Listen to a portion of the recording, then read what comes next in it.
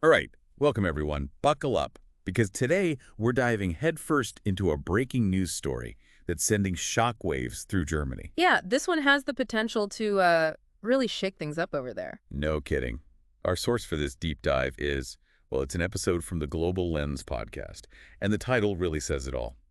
Germany's political earthquake, Lindner's dismissal, and its ripple effects. Definitely a catchy title, and trust me, this is one you'll want to hear, even if, you're not glued to the news about German politics every day. Exactly. Because the fallout from this could be massive. We're talking potential collapse of the government, high-stakes gambles by the chancellor, maybe even snap elections. And all this is happening right as the U.S. election throws another wrench into things. It's a lot to unpack, that's for sure. And what really gets me is just how fast it all went down. Right, one minute things seem stable, the next it's political chaos. Yeah, it's a good reminder that things can change on a dime, even in those rock-solid democracies, especially when you've got these deep ideological divides simmering beneath the surface. So let's rewind to the beginning. What exactly happened that triggered this political earthquake? Well, it all starts with Finance Minister Christian Lindner getting the boot from Chancellor Olaf Scholz. Wow, just like that. What led to such a drastic move? It boils down to a clash of economic visions, really. You see, Lindner, he's known for being, well, let's just say he's a fiscal conservative, Meaning? meaning he's all about cutting spending, tightening the belt, that sort of thing. And this put him at odds with Chancellor Scholz and the Green Party, who are pushing for, well, more spending. Particularly on things like social programs and infrastructure. Exactly. So we've got this fundamental disagreement about what the government should be doing with the economy, and that tension ultimately blew up the traffic light coalition. Okay, hold on a sec. For those of us who don't speak fluent German politics, what's the traffic light coalition? And why is its collapse such a big deal? Ah, good point. It's actually a pretty clever name. Basically, it refers to the colors of the three parties involved. You've got the Social Democratic Party, the SPD, represented by red. Then there's the Greens, obviously. And finally, Lindner's party, the Free Democratic Party, or FDP. They're symbolized by yellow. Oh, like a traffic light, get it. Red, green, yellow. Exactly. And on paper, it seemed like a pretty balanced approach, right? Each party brings its own focus, its own strengths to the table. But as we're seeing, those differences proved to be a bit too much to handle, especially when it came to, well, yeah, money matters. So it's more than just a political disagreement. It's a fundamental difference in how they see the government's role in the economy. Exactly. That kind of reminds me of some of the debates we're having right here in listeners' country, about where to spend money, how much to help people out, all that. Oh, absolutely. These kinds of debates are happening everywhere. But going back to Germany, how did Schultz explain this whole firing Lindner thing? I mean, did he just say, hey, you're out of here? Well, not exactly. But when he announced the dismissal, he basically accused Lindner of, how do I put this, of playing politics, putting his party's interests ahead of what the country actually needs. Bold move. And And probably pretty risky too, right? oh, for sure. It's a gamble. Yeah. He's betting that the German people will be like, yeah, Lindner, you messed up. We're with Scholz on this one. A high-stakes gamble indeed. Especially with that vote of confidence looming in January. If he loses, boom, early elections in March. Yeah, you got it. And think about the timing. The U.S. just had its election, the dust is still settling there, and Europe's kind of holding its breath to see what happens next, especially Germany. Because what happens in Germany doesn't stay in Germany, right, T? You know it. We're talking about the economic powerhouse of Europe, the anchor of the EU, a global player. All right, I get that Germany's important, but honestly, sometimes it's hard to see how their politics directly affect things over here. Can you help connect the dots for us a bit? Absolutely. Think of it like this. When Germany sneezes, the rest of Europe catches a cold. What happens in Berlin has ripple effects across the continent and beyond. So even if we don't follow every twist and turn of German politics, we should still pay attention because Because it can come back to affect us all. Think trade, security, even things like environmental policies. Germany's decisions have a way of influencing what happens in the rest of the world. Okay, that makes sense. But let's zoom back in for a minute. What about the immediate impact on Germany itself, especially the economy? I have to imagine businesses and investors aren't exactly thrilled with all this political turmoil. You're right, they're not. Markets hate surprises, and this whole political earthquake has definitely rattled things. The euro's taken a bit of a dip since Lindner got fired, and there's a lot of anxiety in the air, that what's next kind of feeling. And to make things even trickier, Germany was already facing some economic headwinds before this whole crisis blew up, right? Exactly. It's like a perfect storm brewing. So break it down for us. What were some of those pre-existing economic challenges? And how could they affect, say, someone who travels to Germany or buys German products? Well, Germany, like many developed economies these days, has been dealing with sluggish growth. The economy's not humming along like it used to, and that means businesses might be hesitant to invest, could be job losses down the line. It could even affect what you see on the shelves, if German companies are struggling. That's a good point. I hadn't thought about it like that. Then you've got the whole infrastructure thing. Germany's infrastructure is, well, let's just say it needs some work, and that can impact everything. Think transportation, logistics, even how reliable their internet is. Not to mention their military, right? I remember reading something about how Germany's been underfunding its military for years. Yeah, that's a big concern, especially now with all the, geopolitical tension in the world. And Lindner, with his focus on cutting spending, well, he had his own ideas about how to fix these problems, but clearly those ideas didn't sit well with the rest of the government. So we've got this potent mix: political crisis, a sputtering economy, and tons of uncertainty about what role Germany's going to play in the world. Yep, a real recipe for, well, who knows what at this point. It's too early to say if Germany's headed for a full-blown economic meltdown. A lot hinges on what happens next politically. Which is what makes this whole thing so fascinating, right? Yeah. We're on the edge of our seats waiting to see what happens next. Exactly. It's like a political thriller playing out in real time, and the stakes are incredibly high. All right, well, we'll definitely be keeping a close eye on things as they develop. But for now, let's take a quick break, and then we'll come back and explore some of the potential scenarios that could play out in the coming months. Sounds good to me. I'm ready for round two. You know what I keep thinking about? Like, imagine you're just a regular German citizen right now. You're already dealing with, crazy prices, worrying about the future, and then, bam, your government goes haywire. Yeah, that's got to be stressful. Totally. And you know what else? There's all this uncertainty about those social programs we mentioned earlier, like unemployment, pensions, healthcare, all that could be up in the air depending on who ends up in charge. That makes sense. Yeah. Those programs are a big part of life for a lot of Germans. Huge. It's basically the heart of their welfare state, a model for a lot of countries, actually. But now, with all these economic problems, people are starting to ask, can Germany still afford all this? So you're saying there could be some major changes on the horizon for those programs? Oh, yeah, absolutely. We could see cuts to benefits like unemployment insurance, pensions, healthcare. And that would hit people hard, especially those who are already struggling. That's rough. Yeah, it's a tough situation. Then there's talk of raising the retirement age, which means people would have to work longer before they can retire. So a lot of potential changes on the table, and I imagine none of them are particularly popular. You got it. And this is where things get really divided, ideologically speaking. Some people say these cuts are unavoidable, tough medicine for a sick economy. Others say it's just plain unfair that the most vulnerable people will end up paying the price. It's like picking between a rock and a hard place. Pretty much. But let's shift gears a bit. We've been focused on the internal stuff, but what about Germany's role on the world stage? We talked about the EU, but I'm especially curious about their relationship with the US, particularly with all the changes happening there since the election. Yeah, the podcast we're using for this deep dive mentions some anxieties about how this whole German crisis could impact Europe's ability to deal with a new U.S. administration. Right, and it's a big deal. We're talking about two of the biggest players on the world stage, both going through major political transitions at the same time. So for our listener who might not be following all the nuances of this stuff, what are the main concerns? What should they be paying attention to? Well, one big worry is NATO. The military alliance that's been the backbone of European security for decades. Now, with a new administration in Washington, there's a lot of uncertainty about how committed the U.S. will be to NATO going forward. So does that mean Europe might have to step up and do more for its own defense? Exactly. And that's where Germany comes in. They're the economic powerhouse of Europe, so people are looking to them to take a leadership role.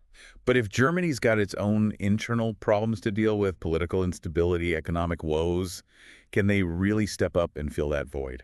That's the million-dollar question. And the uncertainty creates an opening for, well, let's just say, for other countries who might not have Europe's best interests at heart. You talk about Russia. I think we both know who we're talking about.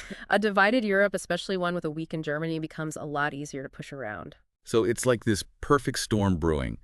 Germany's in turmoil. There's a new and unpredictable player in the White House, and Russia's sitting there watching, waiting for a chance to take advantage of the situation. It's complicated for sure, and like trying to predict what happens next is almost impossible. Yeah. But even without a crystal ball, it's clear that this political earthquake in Germany, it's sending tremors across the globe. We've talked about the potential economic fallout, the impact on Germany's relationship with the U.S., the EU, all that. Mm. But I'm curious about the long game here. The long-term implications. What might Germany look like 5, 10, 20 years from now because of what's happening right now? Ooh, that's a great question. I mean, no one can say for sure, but there are some interesting scenarios to consider. Mm. Let's say Scholz manages to hold on, keeps his coalition together. Okay, what happens then? Well, we might see a more, I don't know, a more assertive Germany, maybe one that really pushes for a stronger, more integrated EU, taking more of a leadership role. But what if there are new elections? Yeah. A new government comes in, maybe one that's way more focused on like fiscal discipline, cutting spending, all that. Then the whole game changes. Germany's role in the EU could shift dramatically. Their priorities could be completely different. It's wild to think that this one event, firing one minister, could set off this chain reaction that reshapes Germany's future. And its place in the world. It really highlights how interconnected everything is. And unpredictable. Totally. It's a powerful reminder that even in those seemingly stable democracies, things can change so fast.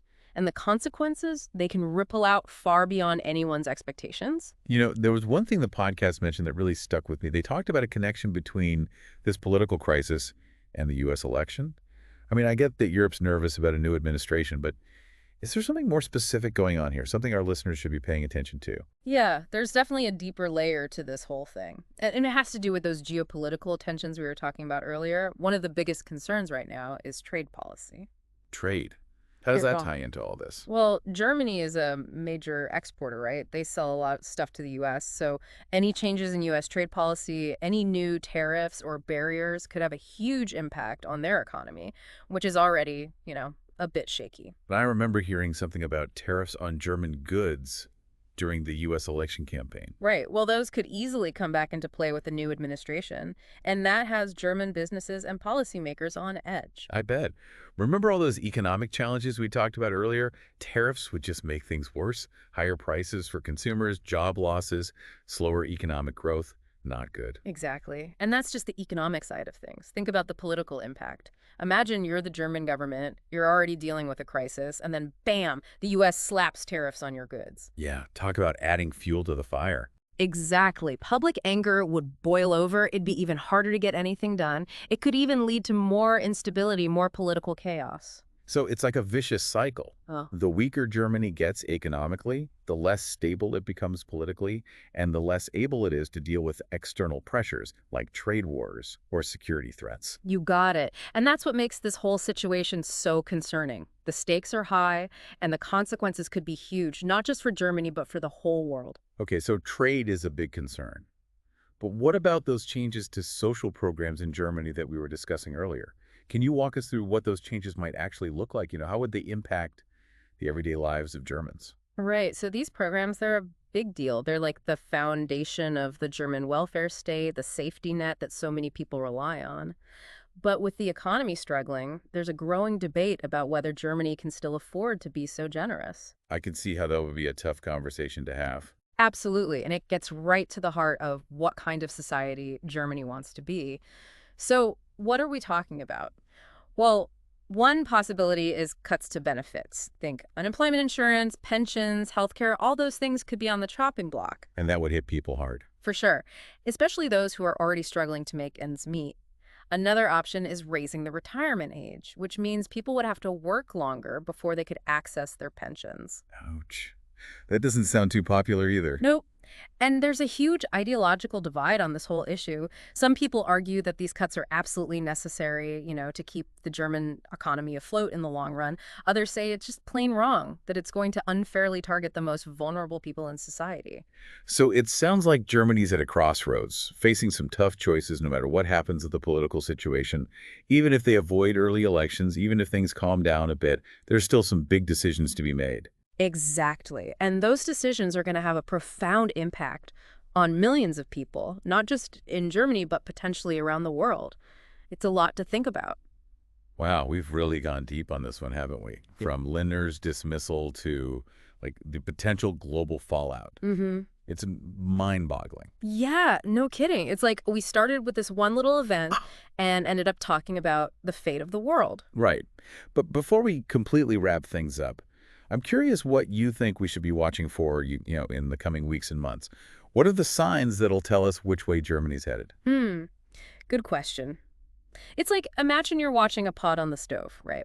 We've talked about all the ingredients, the political drama, the economic anxieties, all the global uncertainty. Okay, I'm following. Now the question is, what happens when that pot boils over? So let's game it out a bit. Let's say Scholz loses that vote of confidence in January. Snap elections in March, pretty much guaranteed at that point. What happens to Germany then? Does the whole country just, implode? Nah, I don't think so. Germany's a pretty resilient place. They've got a strong democratic system. They've been through tough times before. Okay, that's reassuring. But new elections would definitely create a ton of uncertainty, that's for sure. And the outcome, well, it all depends on who ends up forming a new government and what their priorities are.